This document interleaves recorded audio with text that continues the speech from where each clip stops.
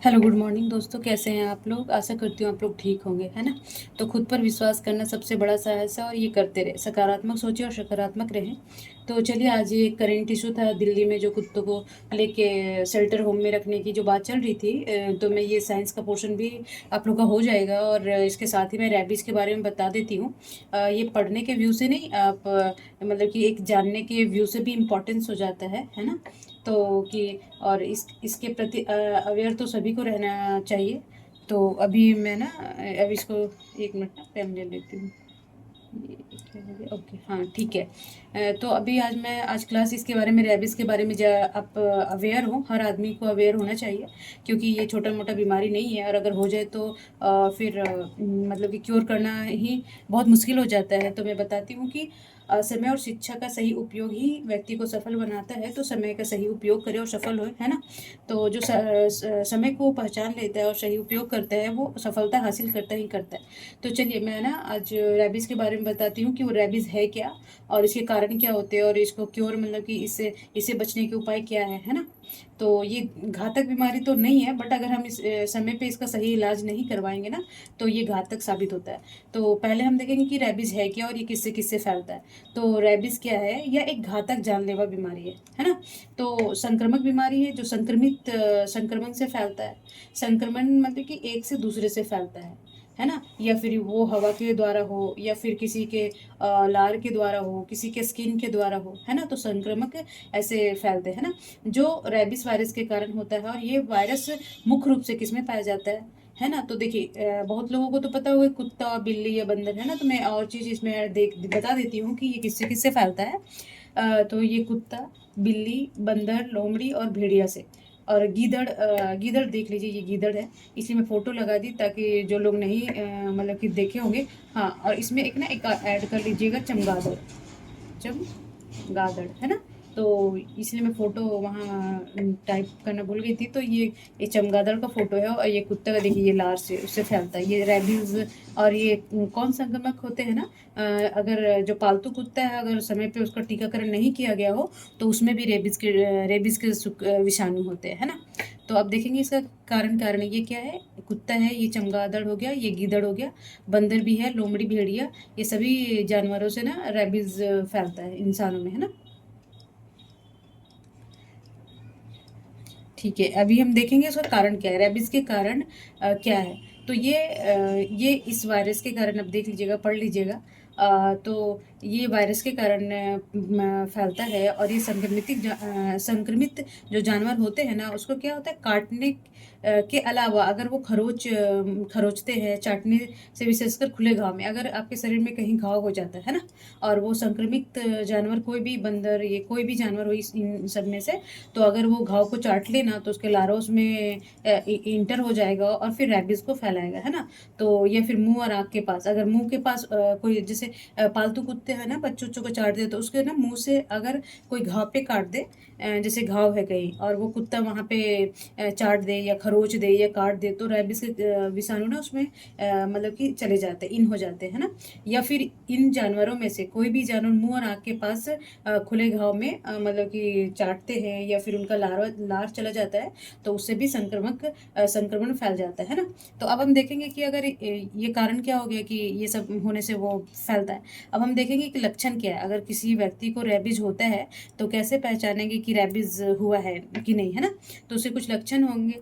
तो पहला लक्षण क्या है कि आमतौर पर संक्रमण जो होता है ना, तो वो एक, जैसे अभी काट दिया किसी, अभी जो हरियाणा का प्लेयर था ना, किसका था मुझे याद नहीं आ रहा है, बट अभी उसको 3 महीने पहले नाली में गिरे हुए बच्चे को उठाया और उसके नाखून से उसमें खरोच आया था।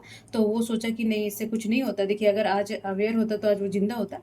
तो इसीलिए मेरा उद्देश्य ही है कि ये एग्ज़ाम के लिए इम्पोर्टेंस तो हो ही, और साथ में ये हर आदमी के लिए जानना ज़रूरी है। अगर वो जानता तो आज ज़िंदा होता। तो खरोचने के बाद उसमें ना इंजेक्ट हो गया वो वायरस, है ना। और फिर चाहे कितना भी पैसा हो, उसका कोई क्योर नहीं है ना। हो जाने के बाद कोई क्योर नहीं है इसका, है ना। तो पहला देखिए कि लक्षण आमतौर पर संक्रमण जो होता है ना, तो वो एक महीने में पता नहीं चलेगा। ये कभी कभी 1 या 3 महीना भी ले लेता है, और कभी कभी तो सालों के बाद भी इसका पता चलता है ना। तो कभी कभी जल्दी या देर भी हो सकती है ना। जैसे कभी कभी 1 महीना में इसका लक्षण दिखाई देने लगता है, तो कभी कभी 2 महीना, 3 महीना, और कभी कभी तो 1 साल तक भी चला जाता है। ठीक है। और इसमें फिर क्या होता है कि धीरे धीरे लकवा अंत में कोमा में जा भी सकते हैं। जैसे मान लीजिए कि इसका असर होने लग गया, तो धीरे धीरे क्या होता है, लकवा मार देगा। ठीक है। उसके बाद फिर ये कोमा में जा सकता है। अंत में इसका सही उपचार ना होने पर, अगर ये रेबीज हो गया, तो नहीं होने पे क्या होता है कि आदमी का मौत हो ही जाता है ना। और ये बहुत, मैं इसका फोटो लगाने का, डराने का उद्देश्य नहीं है, आपको अवेयर करने का उद्देश्य है कि आप अवेयर हो। और इसका वीडियोस वगैरह यूट्यूब पे पड़े, आप देख लेंगे कि कितना भयावह होता है ये। और फिर अगर व्यक्ति इससे पूरा संक्रमित हो जाता है ना, तो ये हाइड्रोफोबिया, एक तरह का फोबिया होता है, डर। तो वो आदमी ना पानी से बहुत डरने लग जाता है ना। तो चलिए अब मैं आगे बताती हूँ कि इसका बचाव और उपचार क्या है ना। तो बचाव और उपचार, तो काटने के तुरंत बाद घाव को साबुन और पानी से 15 मिनट तक धोए। अगर कहीं पे घाव वाव में, या फिर कहीं काट दिया, या फिर खरोच दिया, तो सबसे पहले क्या करेंगे आप, साबुन को 15 मिनट तक रेगुलर उसको ना धोएंगे, है ना। और काटने के तुरंत बाद डॉक्टर से सलाह सलाह पर टीकाकरण, है ना। ऐसे नहीं कि जाके कहीं क्लिनिक वगैरह में गए और एंटी एंटी टीकाकरण, मतलब कि रेबीज का टीका टीका सुई ले लिया, ऐसा नहीं। आप जाएंगे डॉक्टर से कंसल्ट करेंगे, और उसके बाद ये रैबिज वैक्सीन ना, ARV बोलते हैं इसको, तो एंटी रैबिज वैक्सीन का टीका लगवाएंगे, है ना। तो यहाँ देख लीजिए चित्र में ना, कि पहले क्या करना है कि कुत्ते, थोड़ा सा और बढ़ा देती हूँ मैं, कुत्ते या किसी दूसरे जानवर के काटने से हुए घाव को तुरंत साफ करें, है ना। बताई थी कि कहीं काटे वो उसको तुरंत साफ कीजिए। पानी को तेज धार के नीचे 15 मिनट तक घाव को सफाई करें। जैसे कि जहाँ पानी तेज धार नल वल के नीचे है ना, और उस घाव घाव के पास तेज धार, ताकि उसमें जो भी विषाणु इंजेक्ट हुए हैं वो कम से कम निकल जाए, है ना।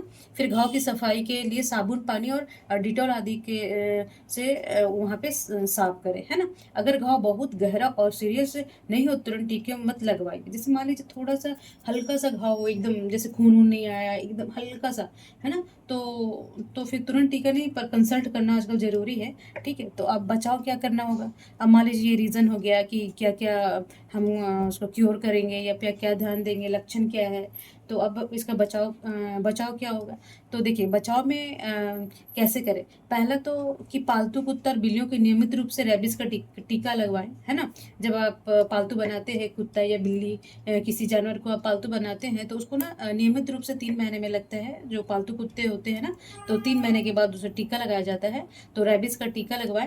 और जैसे कि आवारा जानवरों से दूरी बनाएं। जो बाहर के जानवर होते हैं ना, जैसे आवारा कुत्ते हो गए। और इसके बारे में बताऊंगी कि अभी दिल्ली सरकार क्या बोली है, सुप्रीम कोर्ट इसके बारे में। तो फिर जो आवारा कुत्ते होते हैं ना, या फिर जो जानवर होते हैं जो रेबीज फैलता है, उससे दूरी ही बनाए। ठीक है। फिर जानवरों के काटने और खरोचने पर तुरंत इलाज करवाएं। ठीक है। तो जानवर अगर ये सब जो जानवर हैं, अगर ये खरोच दे या फिर काटे, तो तुरंत आप ना डॉक्टर से कंसल्ट करें और इलाज करवाएं। टीका उसका जो वैक्सीनेशन करवाएं। ठीक है। तो अभी देखिए अभी क्या हुआ था दिल्ली में, जो दिल्ली सुप्रीम कोर्ट क्या बोल रही थी।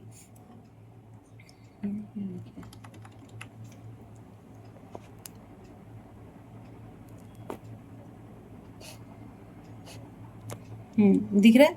हाँ, तो देखिए सुप्रीम कोर्ट ने क्या बोला, जो दिल्ली में ना, दिल्ली में देखिएगा कि बहुत आवारा कुत्ते ना, बहुत गलियों में इतने, यहाँ के पड़ोसी या फिर जो दिल्ली के लोग होते खिलाते हैं, और इतने कुत्ते हो गए हैं कि हर गली में 10-12 तो दिख ही जाएंगे, है ना। तो दिल्ली गवर्नमेंट, सुप्रीम कोर्ट क्या बोला कि ये जो कुत्ते हैं उनको ले जाके बंद करके शेल्टर होम में रखा जाए, है ना। तो देखिए अगर फिर इसके अपोजिशन में क्या बात कही गई कि अनुच्छेद 243W, है ना, ये क्लॉज है। जैसे कोई आर्टिकल्स होता है क्लॉज, ये पॉलिटी में बताऊंगी कि मान लीजिए कि 100 आर्टिकल है ना, तो ये कंप्लीट हो गया। मान लो 395 है ना, तो और कोई चीज़ अमेंडमेंट हुआ या फिर उसमें संशोधन हुआ, तो क्या करते हैं उसमें ना 100 का, ये हो गया क्लॉज, है ना। तो 100 का एक, है ना, तो ये हो गया सब क्लॉज। ठीक है। तो ये अनुच्छेद क्या है, 243W के तहत नगर पालिका कर्तव्य है कि आवारा कुत्तों की संख्या को नियंत्रित करे। तो नियंत्रित करे किस तरह करे, या फिर उनका टीकाकरण कर दिया जाए, या फिर क्या बोलते हैं, नसबंदी करा दिया जाए उनको, कुत्तों को, है ना। तो ये इसका किसका कर्तव्य है, ये है मतलब कि नगर पालिका का कर्तव्य है। ठीक है।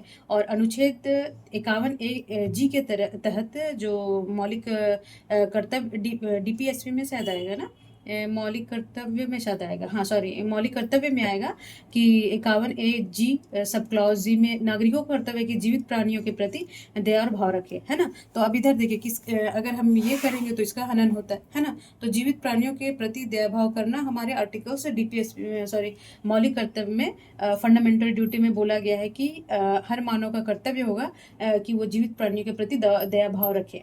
और अनुच्छेद 21 में क्या कहता है कि जीवन जीने का अधिकार, फंडामेंटल राइट जानवरों को भी प्राप्त है। ये जो आर्टिकल्स 21 है ना, जीवन जीने का अधिकार, स्वतंत्रता का अधिकार, उसमें तो जीवन जीने का अधिकार सिर्फ मानव को नहीं है, ये पृथ्वी में जितने भी जीव जंतु हैं उनको भी ये आर्टिकल्स मतलब कि फंडामेंटल राइट्स आर्टिकल 21 प्राप्त है। तो अगर ये सुप्रीम कोर्ट का जो डिसीजन था कि नहीं आवारा कुत्तों को दिल्ली से हटा के शेल्टर होम में रखा गया था, रखा जाए, तो इसी के विरोध में ना ये सब बातें आ गई। और इसी के आधार पे आर्टिकल्स 51A और आर्टिकल्स 21 के तहत किया गया है। ठीक है, तो ये करंट इशू था और इसीलिए मैं रेबीज़ के बारे में बता दी ताकि आप ध्यान रखें और अपने फैमिली को भी अवेयर करें इसके बारे में, जान के कि क्या क्या क्या होता है और इसका क्या अभी कोई दवा नहीं निकला, बस एकमात्र उपाय है कि अगर ऐसा कभी सिचुएशन आए तो डॉक्टर से कंसल्ट करके ना टीकाकरण वैक्सीन ले लें रेबीज़ का, है ना। तो क्योंकि अभी देखिए भारत में सबसे ज़्यादा रेबीज़ से मौतें होती है। ठीक है, तो आज का क्लास यही है, आप एक बार फिर से देख लेंगे और इसको 2-3 बार देख लेंगे तो मुझे नहीं लगता इसे ये मेंस के लिए भी इम्पोर्टेंस है। ठीक है, तो आज का क्लास मैं समाप्त करती हूँ। तो खुद पर विश्वास करना सबसे बड़ा साहस है और ये करते रहें, सकारात्मक सोचें और सकारात्मक रहें। तब तक अगली क्लास में पॉलिटी का स्टार्ट करूँगी, कल मैं शायद नागरिकता पढ़ा दूँ। ठीक है, तो चलिए तब तक अपना और अपने फैमिली का ध्यान रखें। नमस्कार।